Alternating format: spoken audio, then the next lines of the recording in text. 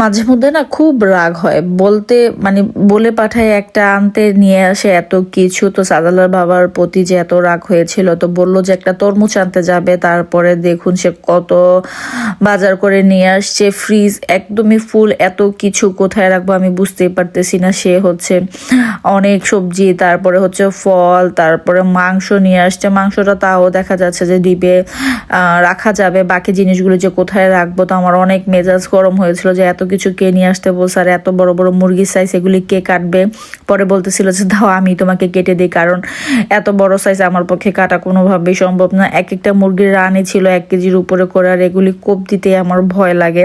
তো সে হচ্ছে সবগুলি ভালো করে কেটে তারপরে হচ্ছে প্যাকেটিং করে তারপরে ফ্রিজে হচ্ছে স্টোর করে রাখবে। আর এইদিকে আজকে আমি একটু ইফতারিতে আর কিছু ভাজবো না, তো একটু চাইনিজ আইটেম রান্না করব। তো তার জন্য হচ্ছে আমি সবজিগুলিকেও কেটে নিচ্ছিলাম, আর ওইদিকে সে হচ্ছে মাংস কাটতেছিল। তো আমার মাঝে মধ্যে খুবই রাগ লাগে যে আনতে মানা করি তাও নিয়ে আসে, কারণ দেখা যাচ্ছে যে বেশি সবজি বেশি দিন ফ্রিজে থাকলে নষ্ট হয়ে যায়। আর যেহেতু এখন আমাদের মানে আমরা একদম পুরো সেন্টারেই থাকি, তো সকল দোকান হচ্ছে কাছাকাছি, তো এত কিছু এনে ফ্রিজে ফ্রোজেন করার কি দরকার, তাও সে হচ্ছে নিয়ে আসবে। তো যতই মানে বারণ করি না কেন, তো এই জিনিসটা আমার মাঝে মধ্যে খুবই রাগ লাগে। তো যাই হোক, তো আজকে সাজেলও হচ্ছে আমাকে কাজে হেল্প করতে আসতেছিল। তো বলতেছিল যে আম্মু তোমাকে আমি কাজে কি হেল্প করতে পারি আমাকে একটু বলো।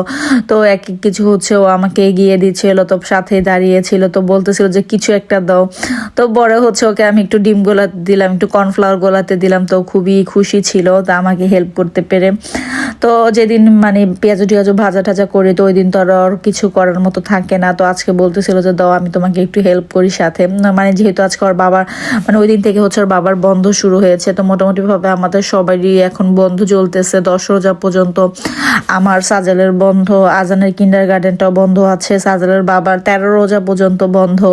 তো সবাই যেহেতু বাসায় আছে একে একে করে সবাই হাতে হাতে কাজগুলি করে নিয়েছিলাম। তো আমার জন্য একটু সুবিধাই হচ্ছিল, কারণ অন্যান্য দিন যখন সাজেলের বাবা কাজে থাকে তো সাজেলের বাবা তো মানে কোনো হেল্পই করতে পারে না। আর যখন সাজেলের বাবা বাসায় থাকে মাশাল্লাহ মাশাল্লাহ সে অনেক কাজে হেল্প করে।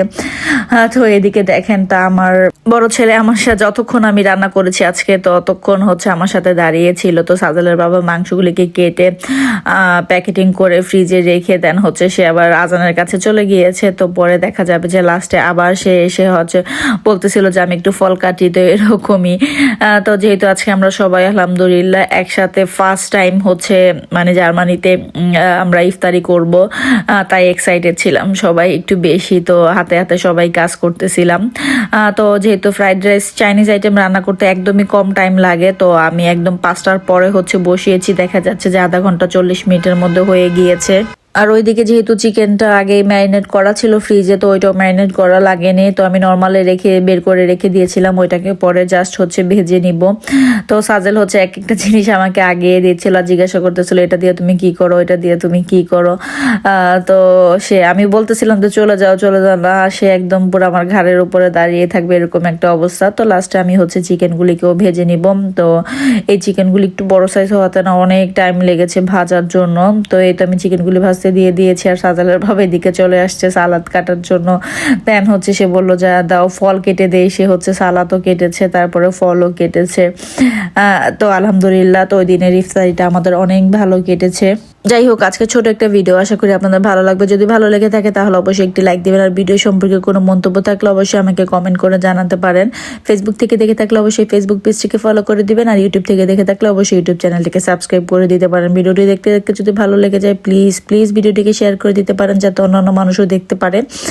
তো এই তো আমি টেবিলে খাবার দিয়ে দিয়েছি, তো সবাই একসাথে আলহামদুলিল্লাহ। তো চাইনিজ আইটেম আমার বাসার মোটামুটি সবারই খুবই পছন্দের একটা খাবার। তো আমি পরে খাবারগুলো বেরিয়ে নিচ্ছিলাম, কারণ ইফতারির প্রায় টাইম কাছে আসছে। তো আজানের অলরেডি ক্ষুধা লেগে গিয়েছে, সে বলতেছিল যে আম্মু আমাকে খাইয়ে দাও। তো তাকেও একটু ক্লিপ নিয়ে নিতে বলতেছিল যে আমাকে একটু ভিডিও করে দাও। তো যাই হোক, আজকে এই পর্যন্তই, আল্লাহ হাফেজ।